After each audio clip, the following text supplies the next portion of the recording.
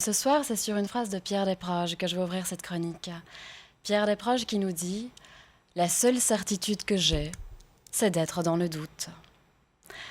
De nos premiers choix à nos derniers pas, nous sommes amenés à penser le monde, la temporalité, à penser les couleurs de notre destinée. De nos premiers pas à nos derniers choix, nous sommes amenés à forger nos propres vérités, celles qui nous donneront la force d'avancer, de ne pas baisser la tête face à ce que nous est injustement imposé, de rester digne et le poing levé. Quel cadeau inestimable que cette liberté de penser, quel joyau inégalable que celui de pouvoir affirmer sans rougir ce qui fait l'essence de notre identité. La vie humaine est une quête dans laquelle chacun de nous a le désir de se trouver, une quête de soi, toujours renouvelée. Et comme dans toute quête, il faut des piliers pour s'appuyer, pour se propulser, pour ne pas céder à un effroi qui nous forcerait à reculer. Bien souvent, ces piliers naissent de la foi que l'on nourrit de nos idéaux et qui nous élèvent toujours plus haut. Oui, il serait triste de croire que nos âmes sont vides, qu'elles ne se construisent pas grâce à nos fulgurances et à nos idées. Mais il le serait tout autant de croire que nos âmes sont fermées. Il serait navrant de penser que les êtres humains sont autosuffisants. Il serait désolant de transformer les vérités qui nous construisent en absolue certitude qui nous détruisent. Parce que par-delà la force que nous procurent nos vérités, n'y en a-t-il pas une autre, tout aussi précieuse, dans le fait de douter? Le doute, si souvent associé à la faiblesse ou la fragilité, ne nous permet-il pas pourtant de polir nos consciences et de les renforcer? Le doute, si souvent accusé de nous faire stagner, ne nous fait-il pas justement sortir de l'aveuglement pour continuer ensuite notre route de façon plus respectueuse et éclairée?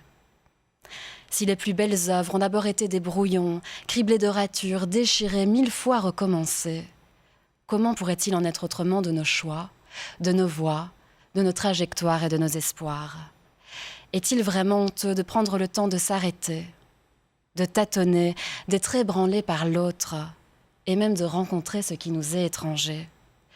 Il semble justement que le doute, loin d'être un obstacle, soit un moteur à l'action juste et mesurée, soit le secret trop bien gardé d'une liberté altruiste, d'une liberté qui nous confère la capacité de considérer et dès lors de renforcer la liberté des autres.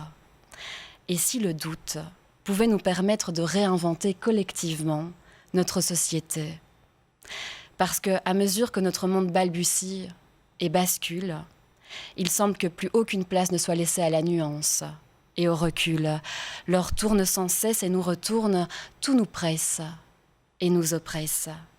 Il est devenu si difficile de dire « je ne sais pas, je doute », dans un monde où l'urgence est la norme et où les certitudes sont devenues des protections pour ne pas s'écrouler sous la pression, dans un monde qui n'accepte plus aucune contradiction et qui nous contraint toujours de prendre position, comme si l'humain devait figer son identité dans le temps et que l'idée de mutation, d'évolution, de progression de la pensée était devenue un concept dépassé, comme si chacun devait choisir son camp et ne plus jamais le quitter. Est-il pourtant inconciliable d'être animé par nos espoirs singuliers, par nos intimes visions de la réalité, tout en s'enrichissant vraiment, profondément, de conceptions qui leur sont parfois opposées? Ne serait-il pas merveilleux de faire le pari que si chacun possède ses propres intuitions, ses propres convictions, que si certains sont guidés par la spiritualité et d'autres non, que si certains sont politiquement engagés et d'autres non, tous, nous pouvons nous retrouver dans l'humanité partagée? Est-ce vraiment de la naïveté d'imaginer que la diversité est précisément ce qui fait la beauté de cette humanité? Le plus grand des défis d'aujourd'hui réside peut-être dans le fait d'accepter qu'il n'y a pas qu'une seule et unique vérité et que celle que chacun d'entre nous porte en lui permet non pas d'abolir, mais d'anoblir celle des autres. Le plus grand des défis est peut-être finalement de ne pas céder à l'urgence des opinions déterminées, mais de permettre au doute de dévoiler la force qui se cache dans nos incertitudes, dans nos questionnements et dans nos vulnérabilités.